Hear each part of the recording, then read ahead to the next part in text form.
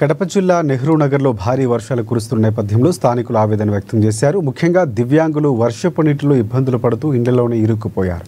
తుఫాను నేపథ్యంలో కడపలోని నెహ్రూ నగర్లో వర్షం కారణంగా వీధులన్నీ నీట మునిగాయి. ఇళ్ల చుట్టూ నీరు చేరటంతో బయటికి రావటమే పెద్ద సవాలుగా మారిందని కాలనీవాసులు తెలుపుతున్నారు. కళ్ళు కనపడకపోవడంతో ఆ నీటిలో నడవటం చాలా ప్రమాదకరమైందని చెప్పారు. నీళ్ళతో సమస్య, దిగలేక నిండాం కిందికి, బయటికి పోవడంలే.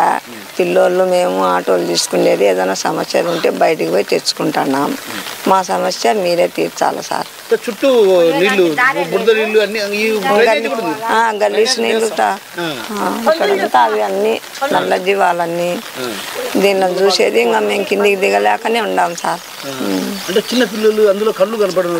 ఇద్దరు భార్య భర్త, ఇద్దరి కన్ను వల్ల కోడలు కూడా.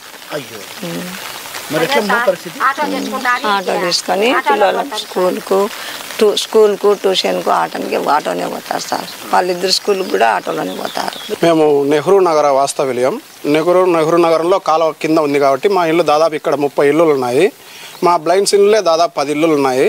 అయితే 2 సంవత్సరాల నుంచి మేము గ్రీవెన్స్లకు కానీ కమిషనర్ కానీ గ్రీవెన్స్లలో లెటర్లు ఇస్తూనే ఉన్నాము, కానీ ఇంతవరకు చూడలేదు. ఈ మధ్యనే మేడం మాధవరెడ్డి గారిని కలిసాము. ఆమె వెంటనే కమిషనర్ గారికి మళ్ళీ ఫోన్ చేసి వాళ్ళ సమస్యను ఖచ్చితంగా సాల్వ్ చేయండి అని రిక్వెస్ట్ కూడా చేసినారు.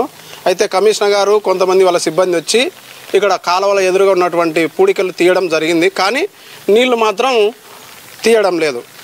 దాదాపు ఇంటి చుట్టూ కూడా మురికి నీరే ఉన్నాయి. కాలువలు లేవు కాబట్టి అందరూ నీళ్లు కూడా బయటికి వదులుతున్నారు. పిల్లలు తిరగడానికి ఇబ్బందిగా ఉంది. పాములు, కప్పలు చాలా ఎక్కువగా ఉన్నాయి. పందులు కూడా విచ్చలవిడిగా వదిలేసినారు. అవి కూడా ఎక్కడ చూసినా ఉన్నాయి. మీరే చూడండి, నీళ్ళన్నీ కూడా చాలా అసహ్యకరంగా ఉన్నాయి. 25 రోజులు అయింది నీళ్ళు ఉండబట్టి. పిల్లలు కిందికి రావడం లేదు. బడికి వెళ్ళాలనే ఆటో ఇంటి దగ్గరికే పిలుచుకొని ఇక్కడ నుంచి